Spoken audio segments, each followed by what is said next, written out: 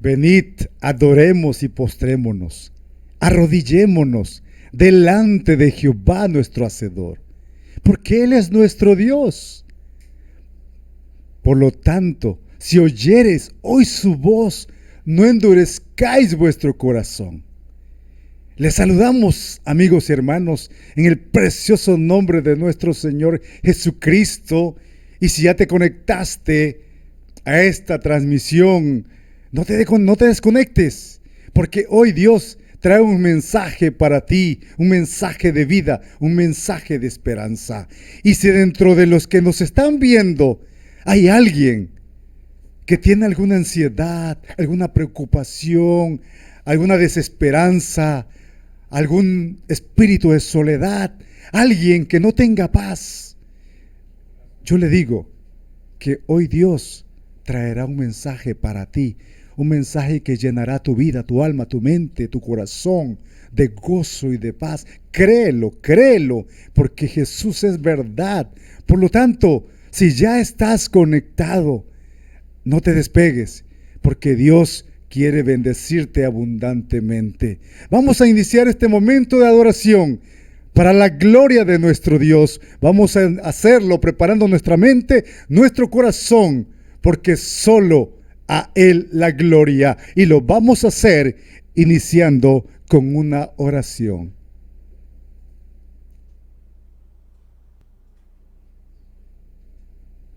Oremos, hermanos.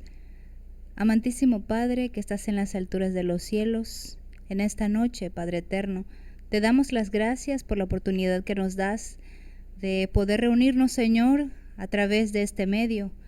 Gracias, Padre eterno, porque podemos alabarte, porque aún podemos cantarte, Señor. Gracias también porque tú nos escuchas, porque tu palabra dice que inclinas tu oído, Señor, para escuchar nuestros ruegos. Pero en esta noche, Señor, queremos pedirte que estés con nosotros, que tú bendigas a cada uno de los que están viendo este programa, Señor, este orden de culto. Permite, Padre eterno, que puedan tener un corazón de carne, Padre, que escuchen tu palabra, porque en ti, Señor, encontramos salvación.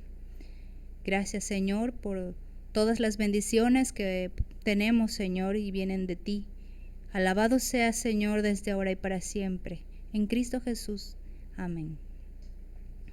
Vamos a continuar cantando dos himnos muy hermosos.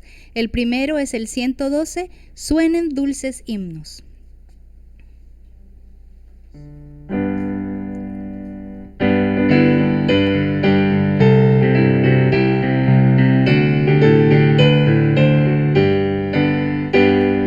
Suenan dulces himnos gratos al Señor, y óiganse en concierto universal. Desde el alto cielo baja el Salvador para beneficio del mortal. Gloria, gloria sea nuestro Dios, gloria si cantemos a una voz. El cantar de gloria que se oyó en Belén sea nuestro cántico también. Montes y collados fluyan leche y miel, y abundancia esparzan y solaz. Gócense los pueblos, gócese Israel, ya la tierra viene ya la paz. Gloria, gloria sea nuestro Dios, gloria si cantemos a una voz. Y el cantar de gloria que se oyó en Belén sea nuestro cántico también. Salte de alegría, lleno el corazón, la abatida y pobre humanidad. Dios se compadece viendo su aflicción y le muestra buena voluntad. Gloria, gloria sea nuestro Dios, gloria si cantemos a una voz. El cantar de gloria que se oyó en Belén sea nuestro cántico también.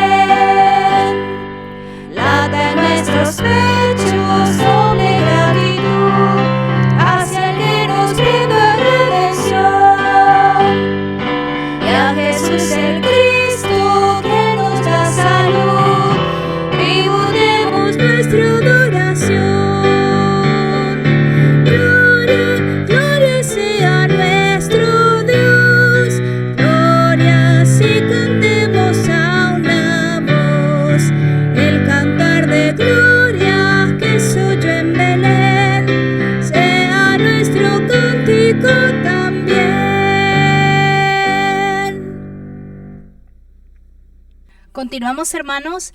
Vamos a entonar este precioso himno. Hay un pastor que a los suyos amó.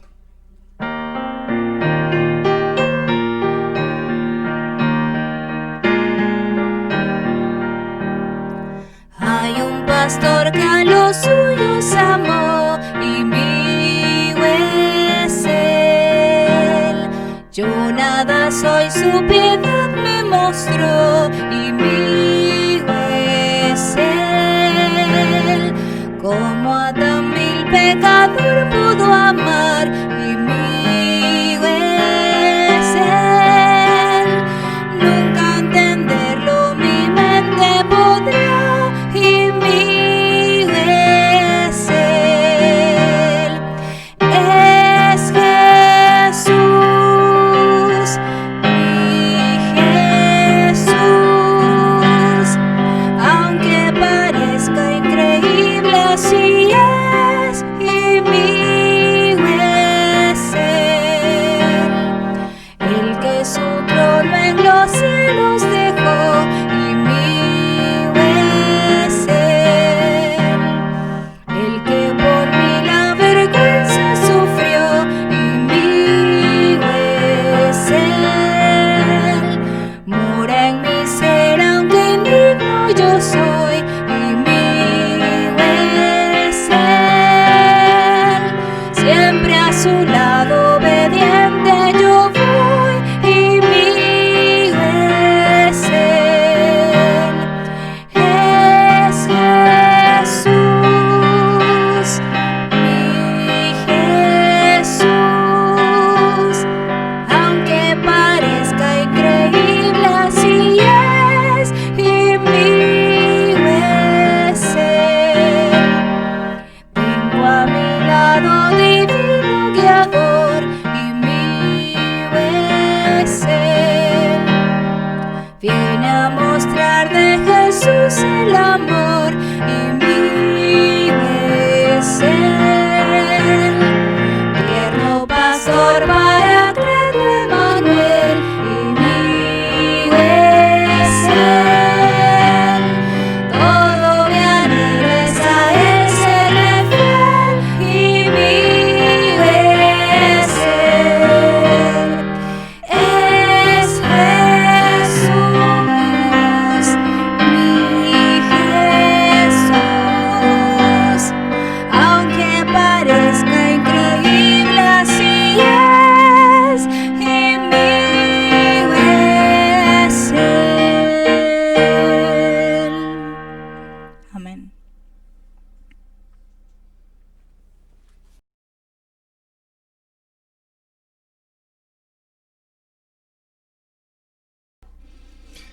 Es innegable, amigos y hermanos, sin lugar a dudas, que la Biblia es un libro inspirado por Dios, pero también es un libro reconocido en el mundo de la literatura. Por ello está lleno de riquezas literarias, de figuras literarias. Dentro de una de ellas está la metáfora. Jesús es comparado en los evangelios muchas veces metafóricamente con aspectos de la realidad. En el libro de Juan es llamado la puerta, el agua de vida, el pan de vida, el camino, la resurrección, pero también es llamado como el buen pastor. Y esa es precisamente la lectura bíblica que vamos a leer en este momento, en el Salmo 23. Ahí vamos a tener la lectura, así que juntos, ahí en su casita, siguen la lectura que tenemos aquí, que vamos a leer en este momento. Dice la palabra de Dios: Jehová es mi pastor, nada me faltará. En lugares de delicados pastos me hará descansar, junto a aguas de reposo me pastoreará. Confortará mi alma. Me guiará por sendas de justicia por amor de su nombre. Aunque ande en valle de sombra de muerte, no temeré mal alguno, porque tú estarás conmigo. Tu vara y tu cayado me infundirán aliento. Aderezas mesas delante de mí en presencia de mis angustiadores. Unges mi cabeza con aceite, mi copa está rebosando. Ciertamente el bien y la misericordia me seguirán todos los días de mi vida, y en la casa de Jehová moraré por largos días. Palabra de Jehová. Amén. Dios bendiga esta palabra. Y en esta palabra, hermanos, quiero que nos concentremos, porque vamos a escuchar palabra de Dios en labios de el pastor Lázaro Juárez Chan.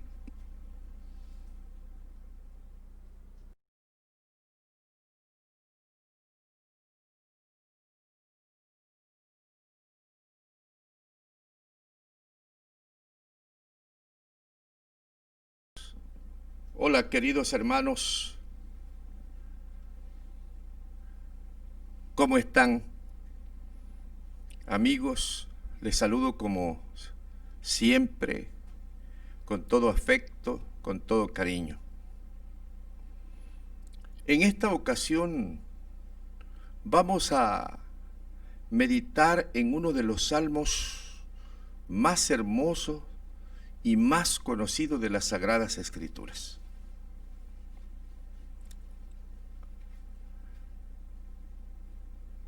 Seguramente que este salmo es el que ha acompañado a muchos en los momentos de su muerte, a otros los ha acompañado en los momentos difíciles de algún problema. Es un salmo lleno de bendición.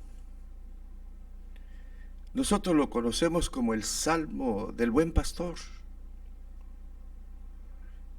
Y es un salmo que consuela nuestra vida. ¿Cuántas veces hemos acudido a él en los momentos más difíciles de nuestra vida, en los momentos de temor, en los momentos de angustia, en los momentos de desesperación, en los momentos de algún grave problema, en los momentos de algún ser querido que está agonizando, muriendo?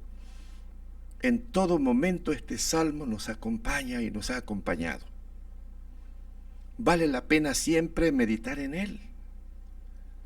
Y lo vamos a hacer en esta ocasión, pensando en que Jehová es nuestro pastor. Él es el pastor de nuestras vidas. ¿Quién escribe este salmo? La misma Biblia lo dice, que es Salmo de David. Son apenas 6 versículos, pero lleno de sustancia, lleno de contenido. David fue desde temprana edad pastor de ovejas. Él conocía muy bien este trabajo. Él siempre andaba detrás del rebaño. Él siempre defendía a sus ovejas de las fieras del campo y de aquellos que querían robarlas o matarlas. Él fue un pastor de ovejas. Conocía muy bien el trabajo del pastor, del pastoreo. Y él pensó que Jehová es como ese buen pastor, como el pastor. En su trabajo él era el pastor. Los animalitos eran las ovejas. Ahora él se convierte en oveja y Jehová es el pastor. Pero fíjese que no dice la Biblia así, que Jehová es el pastor. David comienza diciendo: Jehová es mi pastor. El mí es un adjetivo que implica propiedad. Es un adjetivo de posesión. Y él dice: Jehová es mi pastor. Si dijera Si hubiera dicho David, Jehová es el pastor, pues ahí quedaría nada más como el pastor. Pero hay una gran diferencia cuando David dice, es mi pastor, es mío, yo lo he hecho mío, porque él lo necesitaba en su vida. Y él sigue diciendo, Jehová es mi pastor, por lo tanto, nada me faltará, nada. Es decir, en todas mis necesidades que yo tengo, Dios las va a suplir. Eso significa nada me faltará, es decir, va a suplir todas mis necesidades. Él las va a solucionar, Él va a llenar todas esas necesidades. Y queridos amigos y hermanos, las necesidades de un hombre son muchas. Nuestra necesidad no solamente es material. Como seres humanos tenemos necesidades emocionales, necesidades familiares, necesidades morales, etc. Pero sobre todo tenemos una gran necesidad espiritual, la necesidad del alma. Y David, cuando dice nada me faltará, no significa que el Señor va a proveer para las cosas materiales, porque nosotros podemos pensar que solamente Dios es nuestro pastor para resolver todas nuestras necesidades materiales. No es así. Hay otras cosas más importantes que las necesidades materiales, que son las necesidades del alma. Y esas necesidades del alma solamente Jehová es el que puede llenarlas. Jehová es mi pastor, nada me faltará. Y sigue diciendo, en delicados pastos me hará descansar, junto a aguas de reposo me pastoreará. Imagínese cuando dice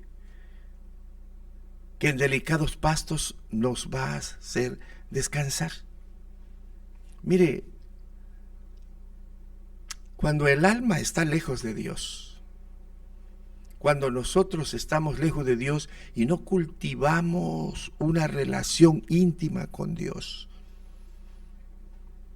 nosotros vamos llevando las cargas de la vida, las cargas de los hijos, las cargas del matrimonio, las cargas de trabajo, y por lo tanto siempre nos sentimos agobiados, cansados. Al paso de los años nos sentimos muy agobiados, muy cansados. No solamente el cansancio físico, porque el cansancio físico con unos buenos medicamentos, unas vitaminas, un buen descanso físico, pues podemos nosotros recuperarnos. Pero hay un cansancio más serio, que es cuando el alma está cansada. Eso no lo soluciona un tratamiento médico, no lo soluciona ninguna vitamina, no lo soluciona ningún descanso físico, solamente lo puede solucionar nuestro Dios.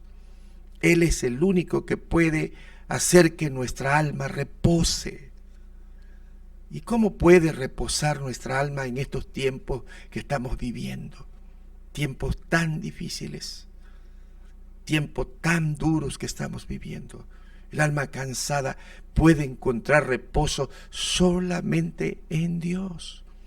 Jesús en una ocasión dijo, y lo relatan los evangelios, vengan a mí los que estáis trabajados, los que estáis cansados, yo les voy a hacer reposar, yo les voy a hacer descansar. Jesús sabía que uno de los grandes problemas del ser humano es precisamente el cansancio del alma, el estar llevando tantas cargas en nuestra vida, cargas de enfermedades, cargas de los hijos, cargas del matrimonio, cargas de los jefes en la escuela, cargas de las tareas de la escuela, cargas de tantas cosas que agobian el alma y que solamente el Señor es el único que puede darnos reposo. Junto a aguas de reposo me pastoreará, confortará mi alma, dice. Fíjese que cuando yo estaba leyendo este pasaje bíblico, me di cuenta que la palabra que se traduce confortar del hebreo al español significa restaurar, hacerme que yo me arrepienta. Qué interesante es eso.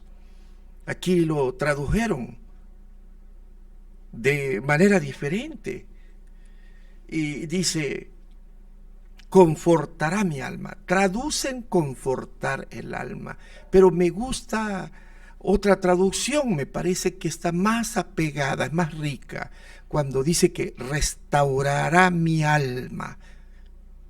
Querido amigo y hermano, si significa restaurará mi alma, significa que Él va a hacer que yo me arrepienta. Me pregunto, ¿de qué tengo que arrepentirme? ¿De qué me tiene que restaurar el alma el Señor? Te voy a poner ejemplos. El mismo David fue restaurado por el Señor. David, en un descuido de su vida espiritual, cayó en pecado, cayó en adulterio. Y no solamente adulteró, sino que de una manera tan cruel mandó asesinar al esposo de la mujer con quien adulteró. Se convirtió también en un homicida. Así que un adúltero y un homicida. Eso hizo David. Por lo tanto, cayó en lo más bajo, cayó en pecado, se hundió en el pecado. Pero fíjese que un día el Señor lo confrontó con su pecado. Le mandó a uno de los siervos de Dios, a uno de los varones de Dios, y lo confrontó totalmente con su pecado. Y cuando fue confrontado con su pecado por el Señor a través de un profeta, él sintió en lo más profundo de su corazón asco por lo que había hecho. Y él se arrepintió de sus pecados. El salmo, uno de los salmos maravillosos, precisamente es el Salmo 52. Y David está hablando al Señor y le está pidiendo que lo perdone. Está reconociendo su pecado. Está reconociendo su pecado. Y dice: contra ti he pecado. He hecho lo malo delante de tus ojos. Él reconoce su pecado. Pero si se da cuenta que el Señor quiere restaurar su vida, que está hundida por el pecado, entonces lo restaura de esa manera, confrontándolo con su pecado, haciendo que se arrepienta de sus pecados.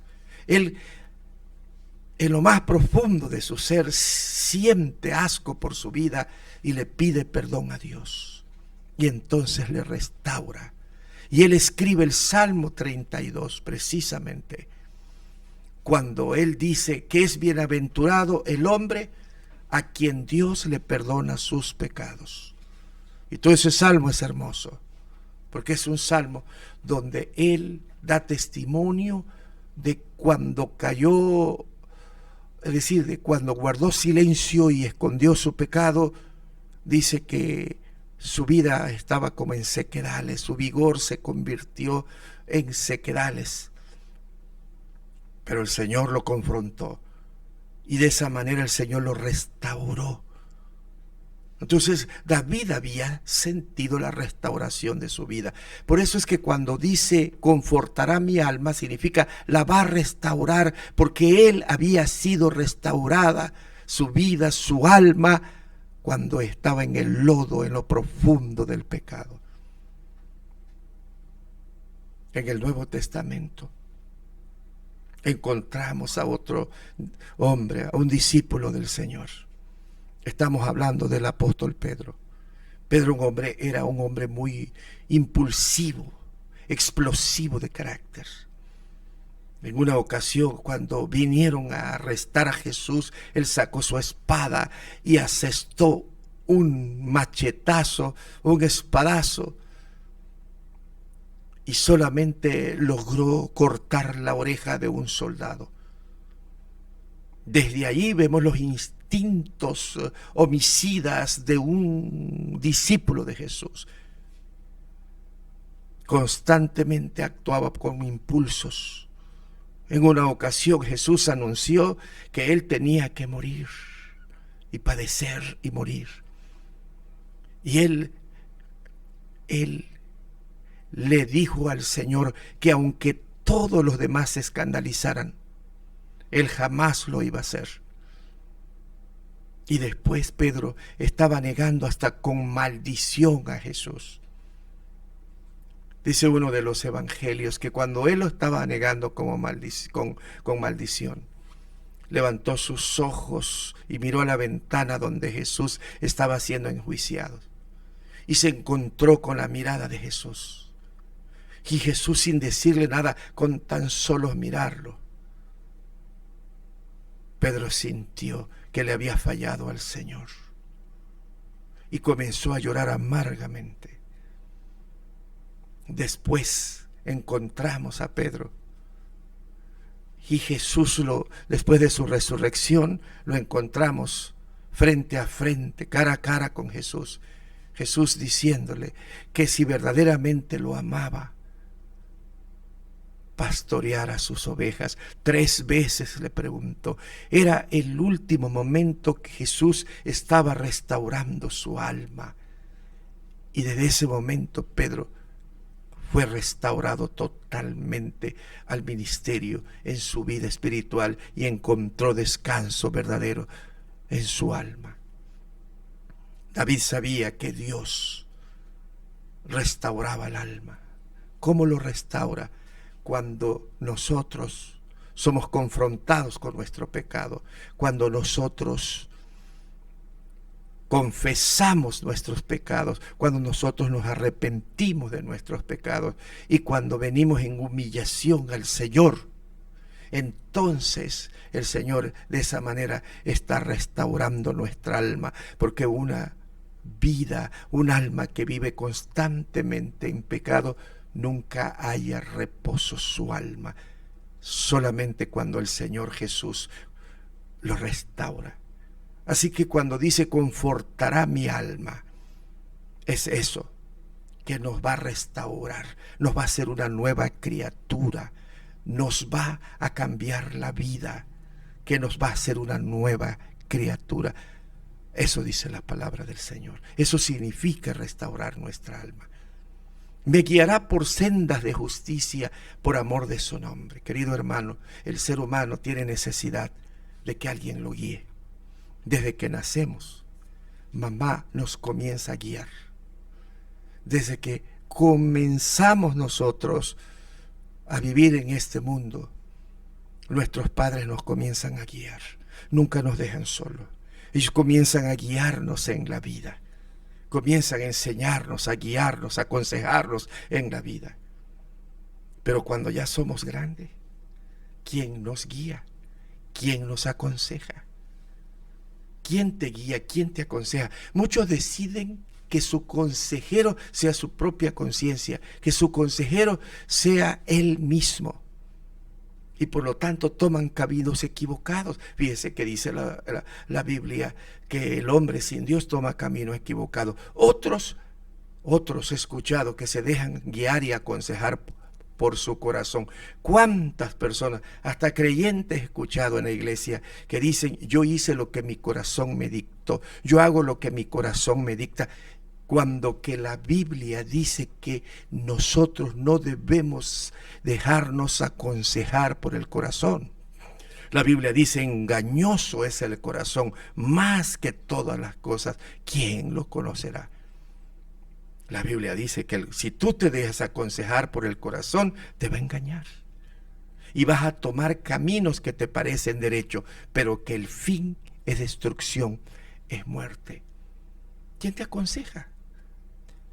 ¿Te dejas aconsejar y guiar por tu corazón? Estás perdido. ¿Te dejas aconsejar por personas que ni siquiera creyentes son? Estás perdido. ¿Quiénes son las personas que te rodean? A veces nosotros pensamos que tenemos muchas personas que nos aman, que son nuestros amigos, pero la verdad son muy poquitos y muy contados las personas que verdaderamente nos aman.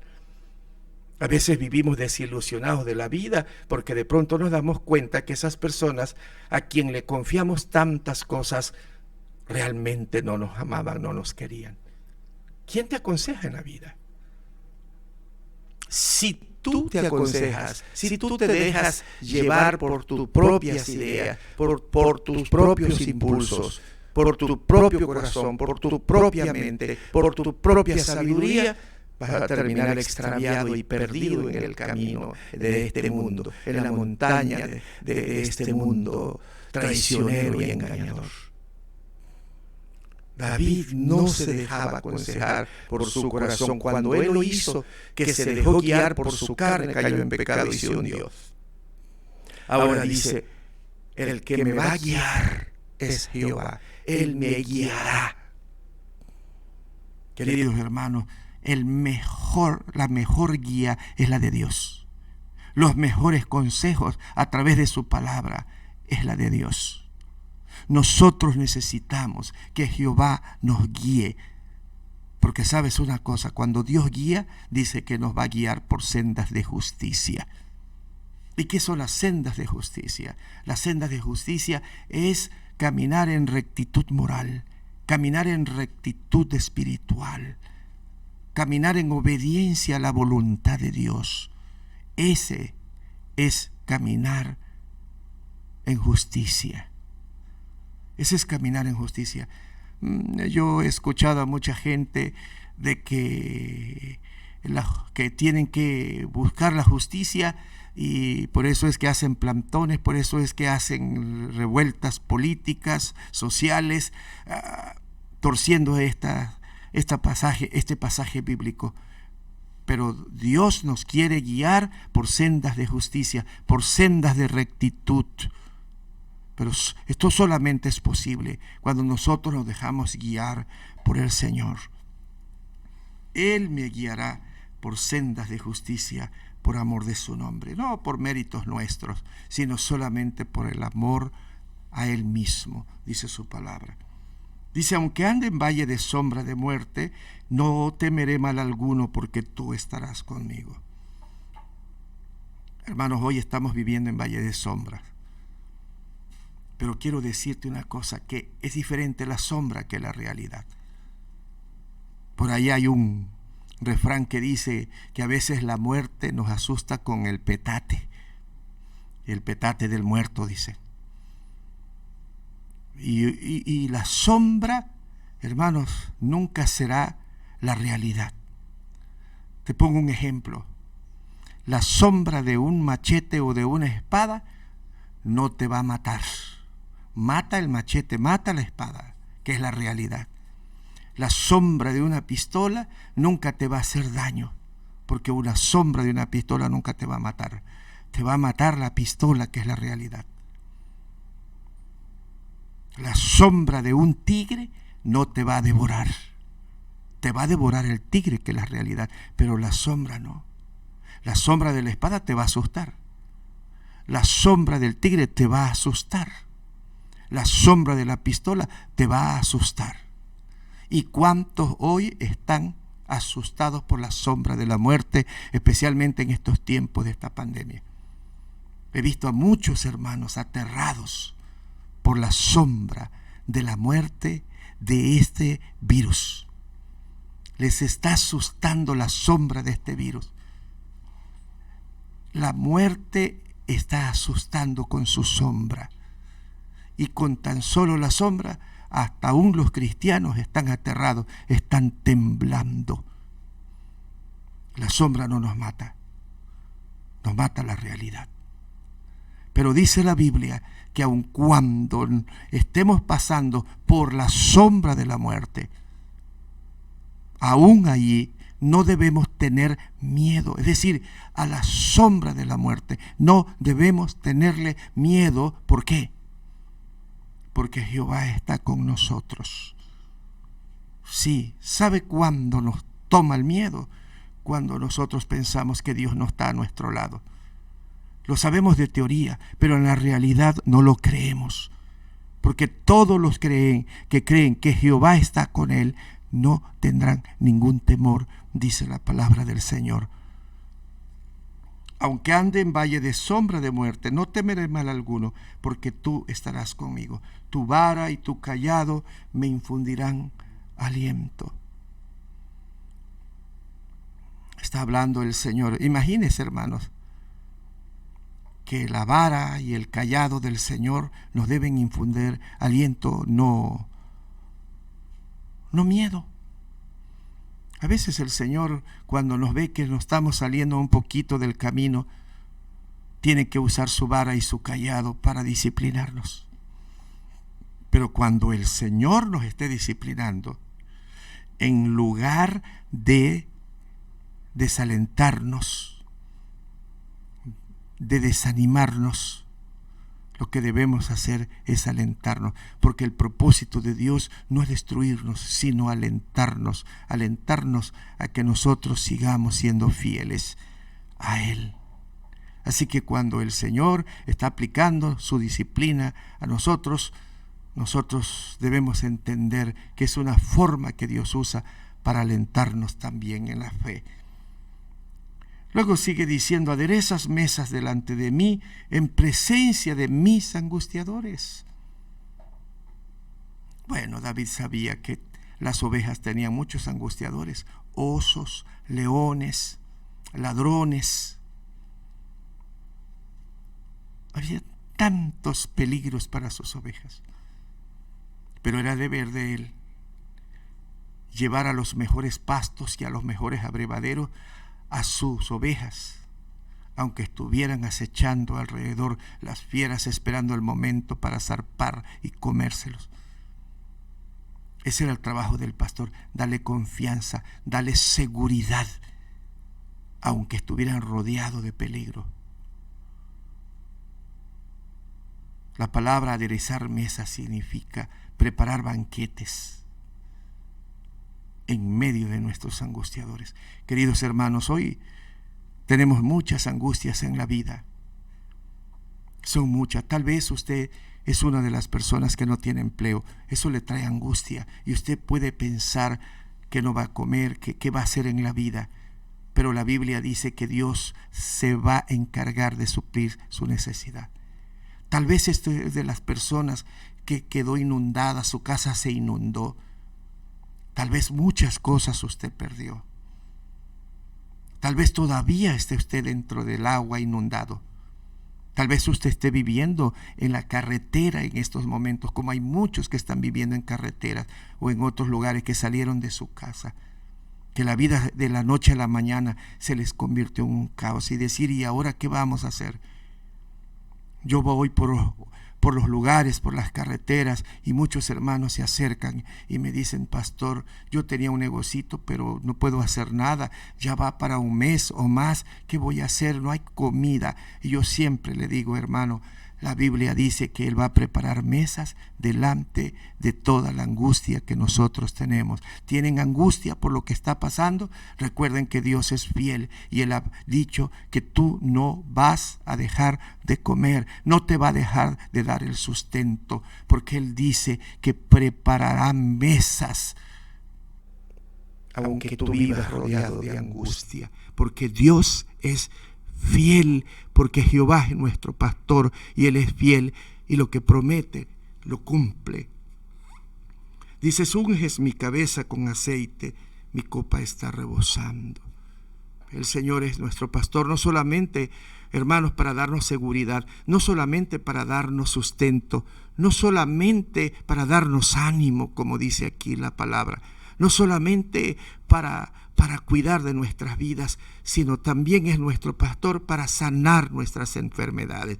Ungir mi cabeza con aceite era lo que hacía el buen pastor cuando encontraba a la oveja triste, enferma, perniquebrada, la tomaba en sus brazos y ponía aceite en la parte afectada, en la parte que le dolía, y las vendaba. Después que las curaba con aceite, era la forma de curar a sus ovejas. Y el Señor es nuestro buen pastor, que en nuestras enfermedades Él va a proveer sanidad para nosotros. Cuando uno se enferma y usted no puede trabajar, dice: ¿qué voy a hacer?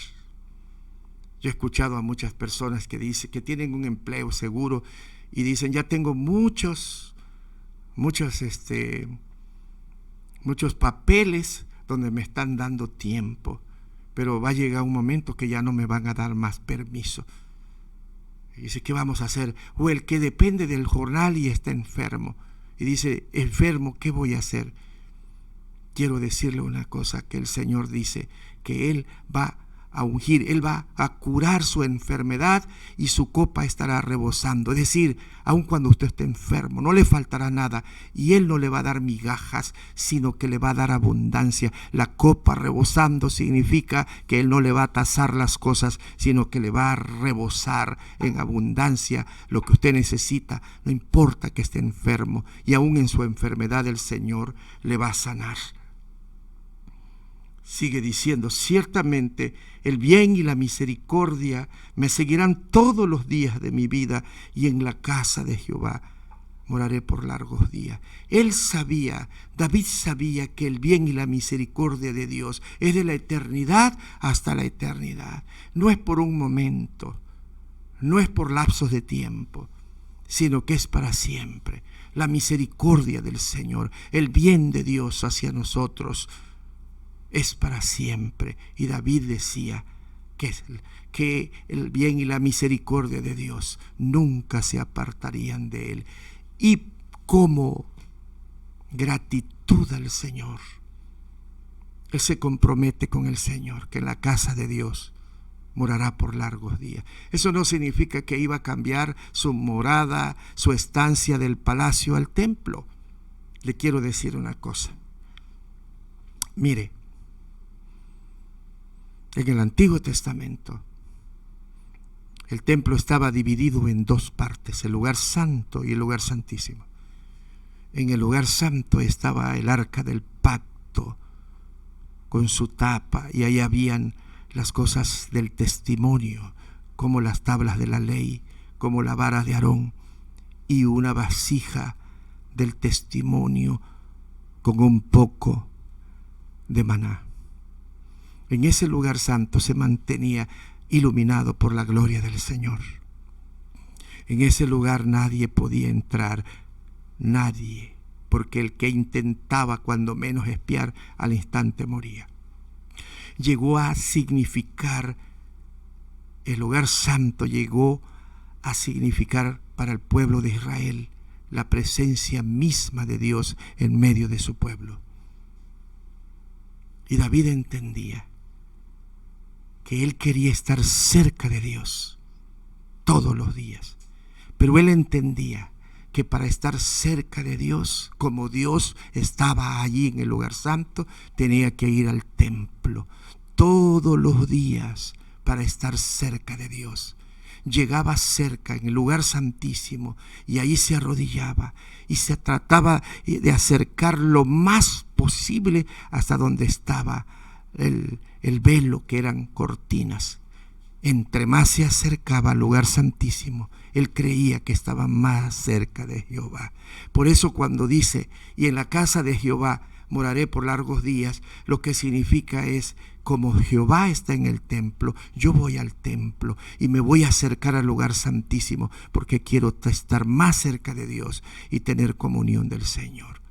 Hoy ya no hay un templo así. Ya no están divididos en el lugar santo ni en el lugar santísimo. Hoy ya no está la arca del pacto. Hoy ya no hay nada de eso. Y entonces, ¿cómo puedo estar cerca de Jehová? El Señor Jesús le dijo a aquella mujer samaritana, la hora viene y ha llegado, donde el Señor quiere que los verdaderos adoradores le adoren en espíritu y en verdad, y donde quiera que estén, pueden estar cerca de Jehová, pueden estar cerca del Señor, en donde quiera que lo invocares, en donde quiera que le buscares de todo corazón. Allí estás cerca de Dios, a través de la oración, a través de la lectura de la palabra. Ahí puedes estar cerca del Señor, tener comunión con Dios, donde quiera que esté, siempre y cuando lo hagas con todo tu corazón y con toda tu alma. verás que el Señor va a llenar tu vida. Verás que el Señor va a llenar esos vacíos que sientes en tu corazón. Verás que tu alma va a descansar. Verás que tus angustias y tu desesperación que sientes en tu vida, al acercarte al Señor a través de la oración con sinceridad, Él te va a bendecir mucho. Pero haz de Dios, haz de Jesús que sea tu pastor. Di que quieres que Jesús sea tu buen pastor, sea mi buen pastor Jesús, para que sea tu buen pastor y recibas toda esta bendición. Tienes que abrir las puertas de tu corazón y recibirlo como tu Señor. Y Él será tu guía, Él será tu consuelo, Él será tu ayuda, Él será tu doctor, Él será tu protector. Él te va a proveer en los momentos difíciles. Él será tu médico. Él te dará seguridad en todo momento. Pero si recibes a Jesús en lo profundo de tu alma, si le abres la puerta de tu vida, y si tú lo haces tuyo en lo más profundo de tu corazón, Jesús dice: yo estoy a la puerta, toco tu vida, ábreme la puerta de tu vida, porque yo quiero entrar a ti, quiero ser tu buen pastor. Y para que seas su buen pastor, tiene que abrir las puertas de su vida y tiene que aceptarlo como su Señor y su Salvador. Oremos. Padre Celestial, muchas gracias por esta palabra tan hermosa. No hay otra cosa más maravillosa que abrir las puertas de nuestro corazón y decirle a Jesús que Él sea nuestro buen pastor. Jesús dijo: yo soy el buen pastor y mi vida la doy por las ovejas. Sí, Él dio su vida, padeció por nuestros pecados y dio su vida en la cruz. Lo crucificaron de pie y de mano. Derramó su sangre brotó de sus manos, de su pie y de su costado por nosotros. Y Él es el buen pastor. Él ha dado la vida por nosotros. Pero para recibir ese beneficio tan grande, tan maravilloso, el hombre tiene que abrir las puertas de su vida y aceptarlo como su Señor y como su Salvador. Entonces el alma descansa. Entonces sentimos protección. Entonces Él se vuelve nuestro consejero y nuestra guía. Entonces Él se vuelve nuestra ayuda en todo momento. Señor, toca el corazón de aquellos que todavía no te conocen, Señor. Y también darles seguridad y confianza a mis hermanos, porque hoy estamos pasando por el valle de la sombra, y a muchos la sombra de la muerte los está aterrando, los está asustando, los tiene asustados. La sombra nunca nos va a matar, porque Dios está con nosotros. En el nombre de Jesús. Amén.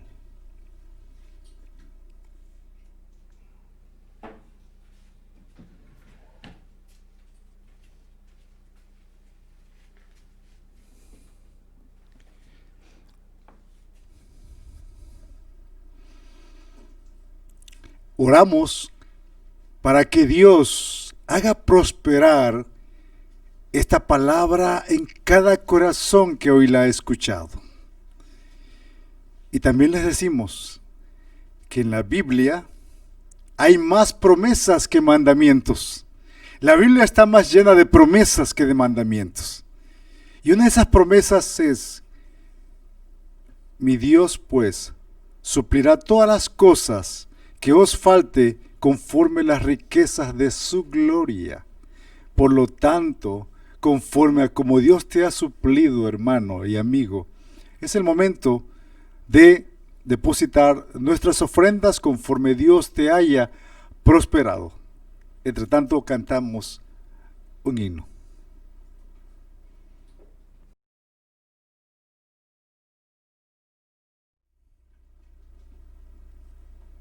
Cantamos, hermanos, este himno: Ven Jesús muy esperado.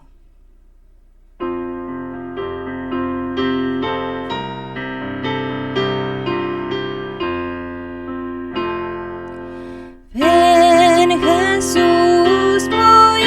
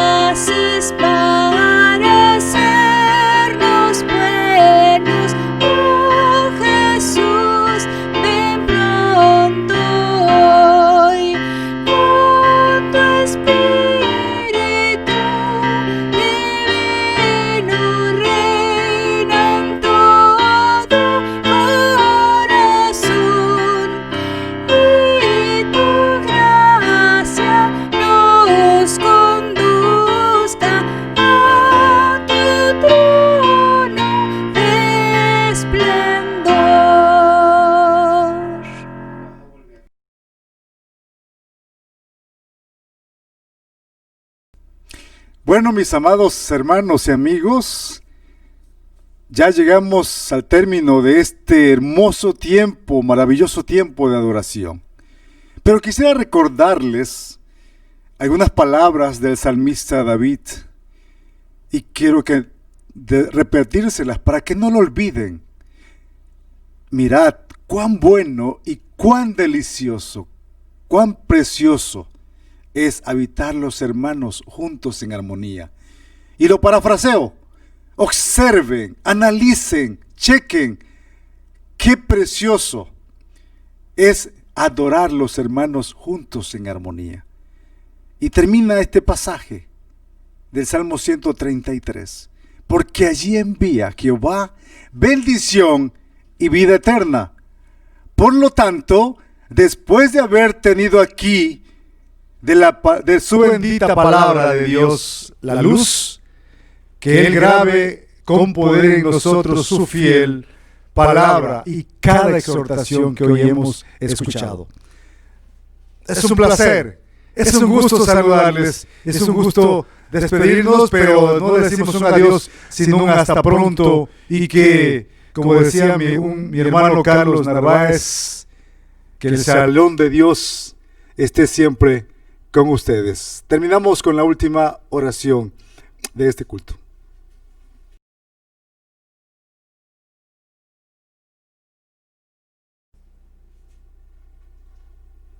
Oremos. Padre bendito, muchas gracias, Señor, porque nos has dado vida para servirte. Siempre es nuestra petición que nos des vida, Señor, pero para gastarla en tu obra, Señor. Sabemos que hay muchas cosas personales y obligaciones familiares que tenemos que cumplir diariamente, pero lo más importante en nuestra vida, lo prioritario, Señor, eres tú, Padre eterno, porque tú mereces toda la honra, la gloria, el reconocimiento, la adoración y la alabanza, Señor. Padre, muchas gracias por darnos este gran privilegio de poder adorarte. Te ruego que bendigas a cada hermana y hermano que hemos participado en este culto de adoración, en la dirección de este culto, Señor. Muchas gracias, Padre. Llena nuestro corazón de gozo. Sana nuestras enfermedades, Señor. Sana nuestros padecimientos, eterno Padre. Dadnos gozo del diario, Señor, en todo momento. Danos ánimo, alienta nuestro corazón, Señor. Nos acordamos de aquellos hermanos que sufren. Por nuestro hermano Jorge, Señor, te ruego que tengas misericordia de él, Señor. Por nuestra hermana Ángeles, Señor, ten misericordia de tu hija, Señor. De la misma manera te suplico por la familia de mi hermano Suárez, Señor, Carlos. Te ruego, Señor, que tú confortes el corazón, ya que un miembro de la familia se separó de ellos, Señor. Tu Espíritu Santo haga la obra de sanidad y de consuelo en sus vidas. Por nuestro hermano Carlos Narváez, Padre, te rogamos que tú los sanes, que tú les des salud, Señor, y que tú fortalezcas su fe de nuestro hermano, Señor. Y así, Padre, por su hijito de nuestra hermana Rosy, Señor, por Emir, nos acordamos de él, Padre, y te ruego que tengas misericordia de él. El niño está en un estado casi vegetativo, Señor. Padece él cáncer en sus cabezas, en su cerebro, Señor. Ten misericordia de nuestra hermana y del niño, Señor. En medio de esta batalla grande, en medio de esta lucha y este dolor, ayúdalos a crecer en fe, Padre eterno. Por nuestro hermano Chencho, Señor, Ausencio de la Cruz, Señor. Te ruego que lo bendigas también en sus enfermedades. Padre, le des sanidad en su cuerpo. Y así por todos los enfermos, por todos los que están en los hospitales padeciendo, Señor, este virus mortal, aquellos que están graves, Señor. Te rogamos que tengas misericordia de ellos, Señor Padre, y que muchos que no te conocen puedan ver llegar a sus vidas el reino del Señor. Y antes de cerrar tus ojos y partir de este mundo, puedan, como aquel ladrón en la cruz, recibir a Jesús y tener la seguridad de la salvación y de la vida eterna. Despídenos en paz, Señor. Bendice a mis hermanos que nos están viendo y a los amigos. Te ruego que bendigas a nuestros hermanos de la tercera edad, Señor. Fortalece su corazón y ayúdales a permanecer firmes en la fe. Te lo suplicamos en el nombre de Cristo nuestro Salvador. Y ahora, mis amados hermanos, que la gracia salvadora de nuestro Señor Jesús, que el amor eterno del Padre Celestial y la consolación y guía del Santo y bendito Espíritu esté con vosotros, desde ahora y para siempre. Amén.